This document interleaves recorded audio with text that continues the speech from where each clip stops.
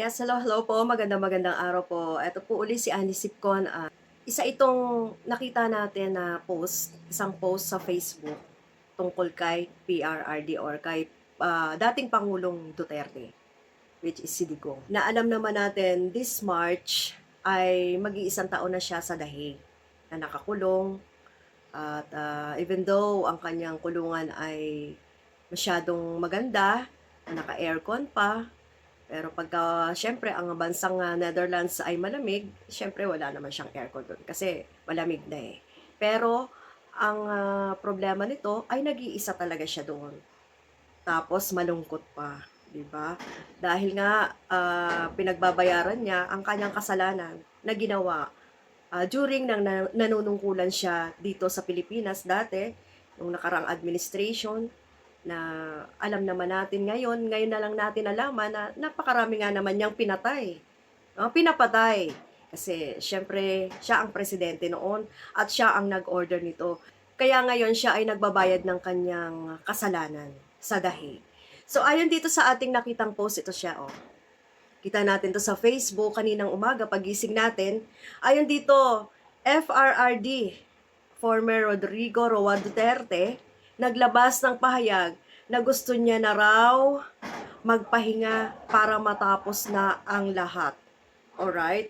So, ayon dito, sa nag-post na to, hindi na natin babanggitin yung pangalan nito kasi hindi pa natin na ko-confirm talaga kung totoo nga ito, pero sa palagay ko, maaaring may katotohanan na ito or maaaring ito na ang nararamdaman ni Digong.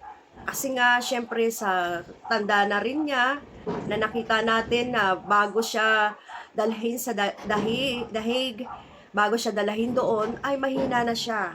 Hirap na siyang maglakad, at medyo natutumba-tumba na nga siya. No? Hirap na talagang akayin ng kanyang sarili at talagang inaalalayan na lang siya. So, syempre, doon sa dahig ay ano pa ba ang mararamdaman nito? Syempre, malulungkot ito, lalong mai-stress. Sa sobrang stress ay alam naman natin na nagkakasakit ang tao at hindi nga natin alam kung ano na nararamdaman nito doon dahil nga sa stress. Maaaring ito ay kung ano-ano na ang nararamdaman doon. No? 80 plus na rin ito. At syempre, ano pa nga bang inaasahan natin? Mahina na ito. Kaya syempre, kahit sino naman, gusto na rin hindi na maranasan yung sakit. Gusto na rin magpahinga. Sa sobrang pagod nito, sa kanyang nararamdaman, isa pa, walang nag-aalaga sa kanya doon. Tanging mga nurses lang na nandoon sa dahig, sa kulungan na yon. Tanging yun lang ang tumitingin sa kanya at hindi naman siya naaalagaan ng 100%. Kaya syempre siguro, pwede namang itong maging totoo na ang post na to. Okay? So sabi dito nung nag-post, wag muna ang tapang mo kasi noon. Kaya tanggapin mo muna yung mga paglilitis ng ICC. Kasi marami ka pang nabiktimang inosente namatay dahil sa drug war mo noon. Kaya dyan ka muna. Ha? Sabi gano'n nung nag-post. So, wag daw muna kasi tapang mo nga naman noon. Siyempre, hindi naman natin maaalis sa ating mga kababayan na magalit, mainis sa kanya dahil nga noon talagang grabe ang tapang niya. Tapos malalaman natin ngayon eto pala ay panakip butas lang or pagbabalat kayo lang yung katapangan. Which is niloloko lang pala tayo at ang mga pinapatay niya during drug war ay yung mga maliliit na tao at hindi ang mga drug lord, hindi ang mga naghahati dito ng droga. Alright? Hindi talaga nagdaan sa due process ang mga kinuhang buhay na nakalaman pa nga natin na meron pang mga nadadamay ng mga minor de edad na halos mga batang-bata pa, 5 years old, 3 years old, di ba? So napakasakit nun sa pamilya, kaya eto ang nasasabi. Hindi nga natin alam kung etong nag-post na to ay biktima rin ng kanyang drug war. Napakasakit sa pamilya no na yung iniingat-ingatang anak na halos minor de edad pa na imposible namang gumamit ng drugs, ay nadamay, namatay na lang sa kanyang isinasagawang drug war, sa kanyang pamumuno, namatay sa kanyang pamumuno, 'di ba? Na wala namang pakundangan kung patayin. O ganun lang ang nangyari sa kanilang mga anak. Kaya napakasakit ito, kaya sabi nila, ay diyan ka muna. Pagbayaran mo muna yung iyong mga ginawa. Oo nga naman.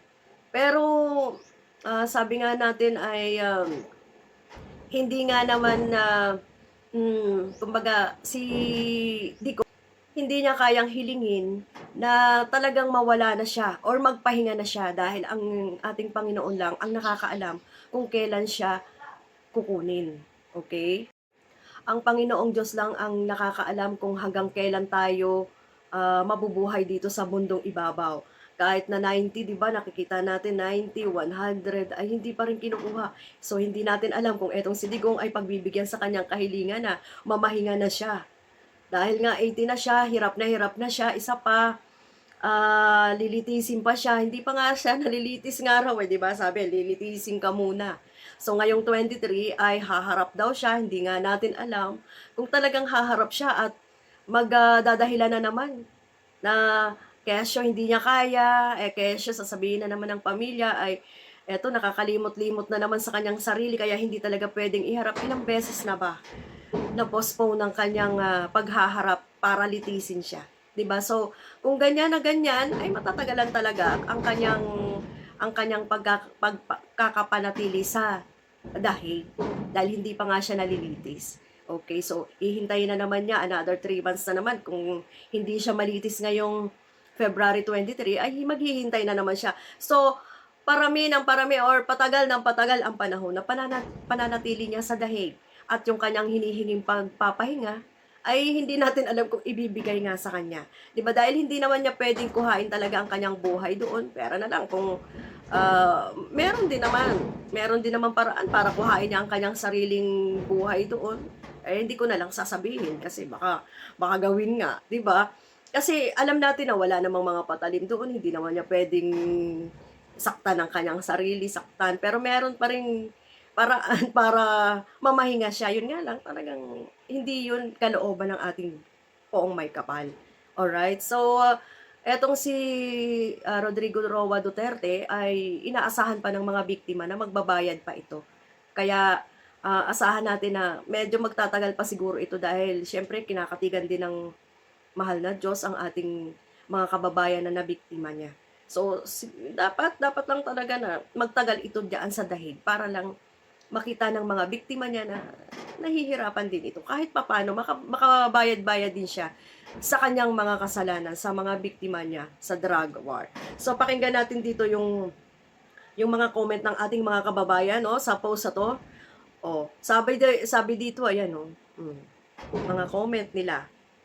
Sabi dito, karma works in mysterious ways. Oh, so, ibig niya sabihin, kinakarma na si Digong sa pagkakapanatili niya, pagkakakulong niya sa dahig, kinakarma. Dahil nga wala nga itong matatakbuhan, wala itong madadaingan. Halimbawa, may nararamdaman siyang sakit, wala siyang nadadaingan doon sa loob. Walang nag-aalaga sa kanya. Okay? Walang tumitingin sa kanya doon. At sarili niya lang, sariling sikap, sariling kilos, no? So nababalitaan nga natin na halos hindi na raw ito nakakatayo or hirap na talagang tumayo. Syempre 80 na rin ito, 81 na nga yata ito, 81 na ba siya? So sabi dito ng isa, weak ka pala. Oh, so weak ka pala. Oh, alam naman natin yung totoo namang weak siya. Dahil nung panahon niya na nanunungkulan siya ay yun lang, yung lahat ng signs ng pagka-weak leader ay nasa kanya lahat.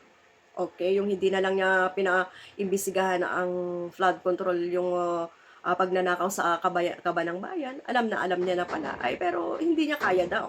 Hindi niya rin kayang sumpuin ang drug on war, ang corruption, at ang basta, ang dami lang nating nalaman sa kanya, di ba? Alam niyo na yun, guys. Okay, so isa pa.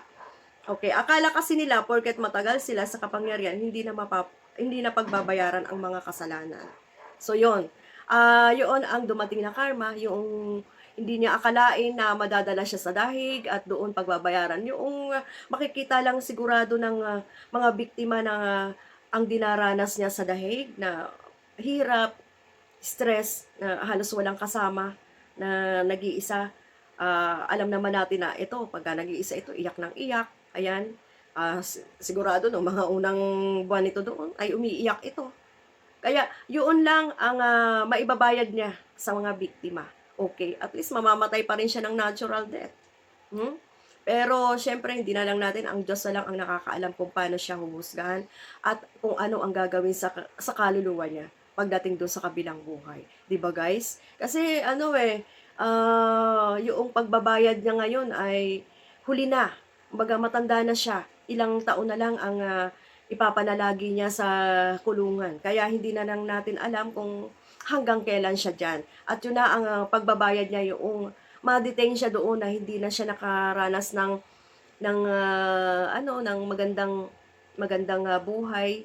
Hindi niya na nalalasap yung kasaganaan na nandiyan, meron nga siyang mga pera pero hindi niya nalalasap at nandoon na lang siya sa dahig na 4 na kanto ng sulok ng kwarto ang kanyang ginagalawan at mag-isa pa siya. Okay, so yun ang balita ko ngayon, na si PRRD raw ay gusto ng mamahinga pero hindi pa pinagkakaloob sa kanya ang kanyang pagpapahinga, no? So hintayin na lang natin kung kailan talaga siya pagpapahingahin. Pagpapahingahin din naman 'yan.